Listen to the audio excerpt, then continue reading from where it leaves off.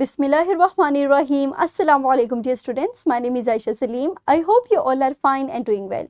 Today we are going to discuss lecture number 6 of our chapter number 7, that is about solubility. So dear students, in today's lesson we are going to discuss the factors that affect solubility, and further we recognize the importance of these factors in our home and industries. तो आज के lecture को हम मज़ीद further proceed करते हैं with a pre-reading question. So our question is, why does gas escape faster from a soda bottle on a hot day? तो इस क्वेश्चन के आंसर को जल्दी से सोचिए और मुझे इसके आंसर बताइए. Very good. सो हमारे पास इस क्वेश्चन के आंसर को हम फाइंड आउट करेंगे अपने आज के लेक्चर के अंदर, that is about the factors affecting solubility.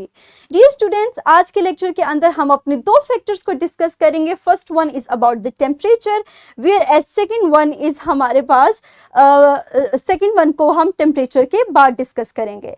अब हमारे पास जो फर्स्ट फैक्टर है that is temperature.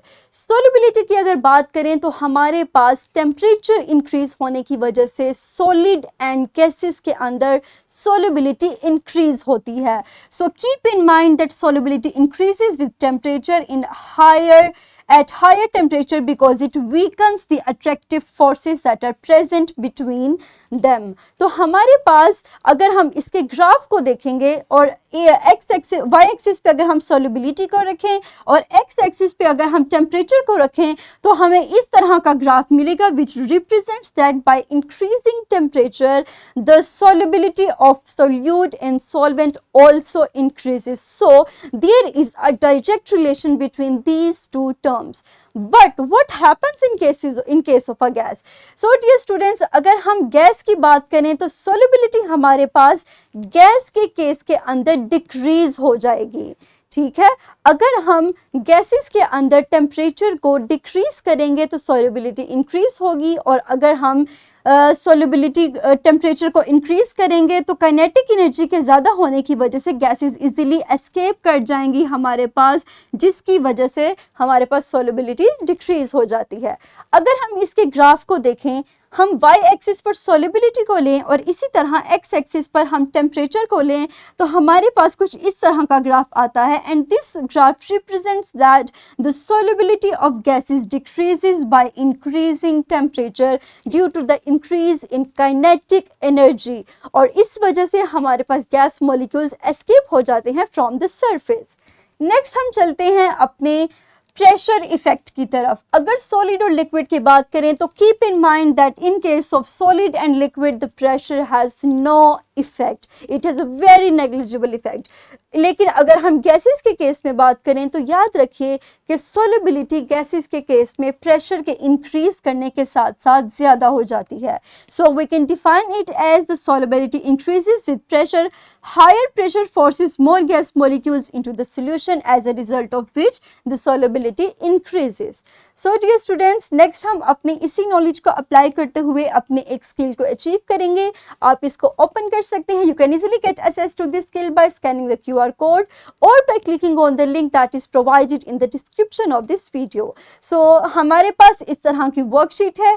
In order to achieve this skill, in order to solve this worksheet, you have to perform a procedure in which you take 100 ml of water in a beaker, make a saturated solution of sugar at room temperature. Start heating the solution on a spirit lamp and add more sugar. You will observe that upon heating the added sugar will get dissolved. ये हमारा procedure है. इस procedure को मद्देनजर रखते हुए आप इन questions के आंसर को फाइंड आउट करेंगे और अपनी फाइंडिंग्स को डेमोन्स्ट्रेट करेंगे अपनी क्लास में. And do share your demonstration, your findings with your class teacher too. तो मुझे उम्मीद है कि आप इनके आंसर्स को इजीली फाइंड आउट कर लेंगे. नेक्स्ट हम अपने लेक्चर को समराइज करते हैं. आज के लेक्चर के अंदर हमने अपने फर्स्ट फैक्टर को डिस्कस किया, that is about the effect of temperature. और हमने देखा कि अगर सॉलिड और लिक्विड की बात करें तो it has a direct relation.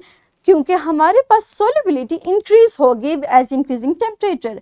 लेकिन अगर हम गैसेस की बात करें तो it has inverse relation.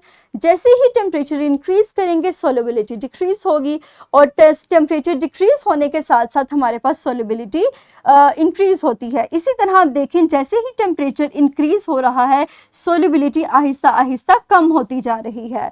So it has inverse relation.